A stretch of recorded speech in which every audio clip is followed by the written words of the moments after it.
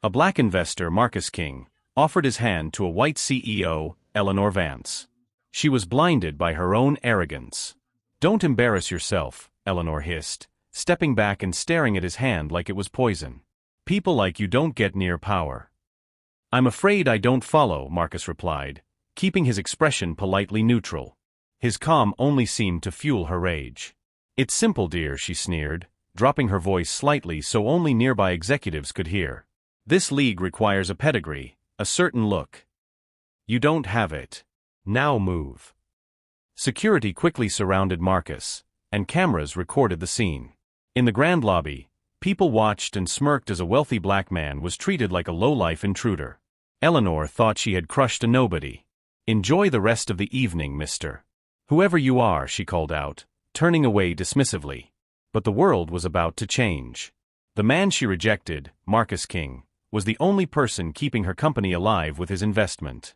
Tomorrow, he was coming back to take her career. The Royal Plaza Hotel was designed to show off power. When Marcus King walked in, his quiet confidence should have been enough, but Eleanor's arrogance made her blind. When Marcus approached the networking circle, Eleanor, CEO of Dynasty Corp., spotted him and frowned. She immediately walked over to him, her heels clicking like a metronome of judgment. "You're standing too close to the VIP area," she announced with a superior tone, not even glancing at his face. "This is for recognized leadership. The regular bar is over there." Marcus politely nodded. "I understand the venue's rules, Ms. Vance. I'm actually here to finalize an acquisition meeting with your CFO, Mr. Chun. We're scheduled for 8:15. "I'm not finished," she snapped, cutting him off. Her face hardened, realizing he hadn't immediately left. "I said, this event is not for outsiders. The level of transaction we discuss here is above your pay grade. Run along." A nearby executive, Mr. Thompson, leaned in and whispered to Eleanor, "Eleanor, perhaps he's a client of Chen's?" Eleanor waved a manicured hand. "Nonsense, Thompson. Look at him. He's clearly trying to network above his station. I won't have it." Marcus extended his hand again. He maintained perfect composure. "Marcus King. I represent King Investments. We have a meeting scheduled. Please check your tablet." Eleanor flinched as if burned by the very sight of his hand. She refused to touch it. "You don't have a meeting with me," she declared loudly, making sure others heard. "And I don't shake hands with frauds pretending they belong in this room. My company, Dynasty Corp., deals with established funds, not small-time operators trying to crash a party." The word frauds echoed louder than the soft jazz music. Marcus slowly lowered his hand. "Check your calendar, Ms. Vance. The meeting is indeed scheduled. It concerns the financing of your upcoming global expansion." Eleanor laughed, a perfect manufactured sound of mockery. She signaled security with a quick gesture. "He's getting aggressive now. Escort him outside before he embarrasses himself further. And make sure he doesn't return." A guard stepped forward, blocking Marcus's path. "Sir, we need you to leave. Now." Phones rose. Someone whispered, "This is going to be good." Marcus met Eleanor's eyes, his expression changing from professional calm to cold, quiet disappointment. "You judged the wrong person today, Ms. Vance. And you've made a billion-dollar mistake based on 5 seconds of shallow judgment." Eleanor leaned in, smiling victoriously. "No, darling. I judged exactly who you are, a desperate climber. Now go." Security took Marcus away. He didn't struggle or protest. As he walked past the crowd, he looked directly at Mr. Thompson, who quickly averted his gaze. No one helped him. Power doesn't need permission to target someone. The next morning, Dynasty Corp headquarters was filled with panic. Executives rushed through hallways, clutching binders and fear. Rumors of a massive hostile takeover bounced between the walls. Eleanor marched into the boardroom at 9 a.m. sharp, expecting praise for closing the biggest international deal of her career.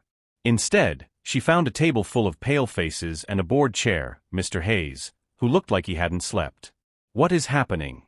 Where is the applause?" she demanded, slamming her briefcase onto the polished mahogany. "The contracts were signed late last night. We secured the financing." The board chair slid a confidential document to her. "We have a crisis, Eleanor. A complete change of control."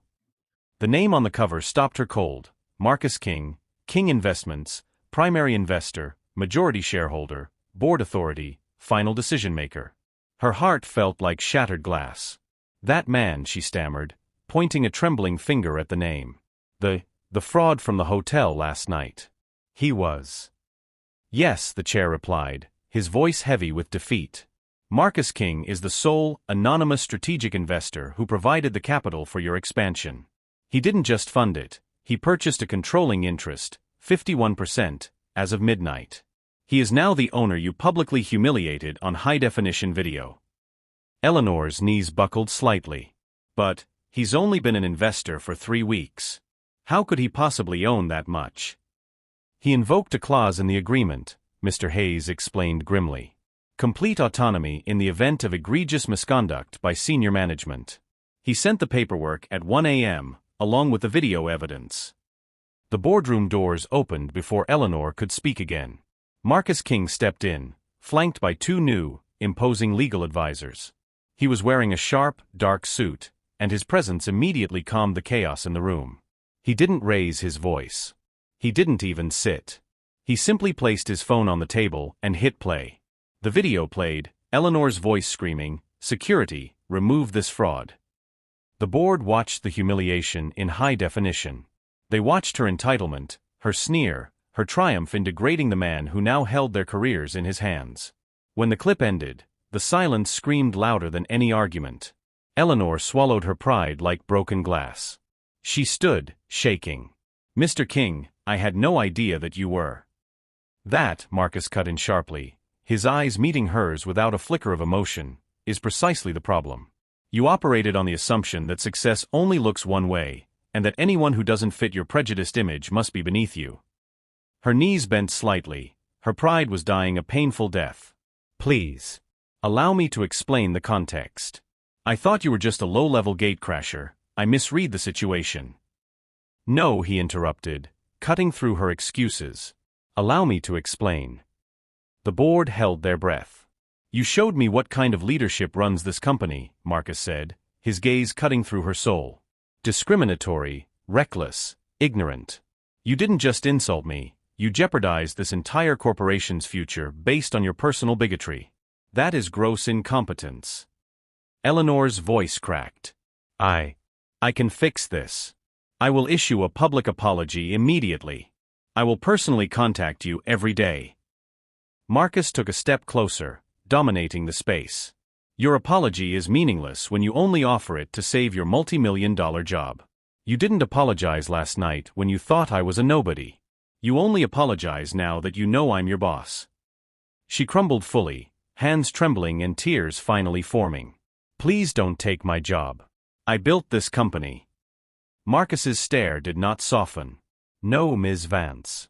You fired yourself the moment you ordered security to remove a principal shareholder based on your own internal bias. All I'm doing is signing the paperwork." Mr. Hayes, the chair, nodded solemnly, relieved the responsibility was no longer his.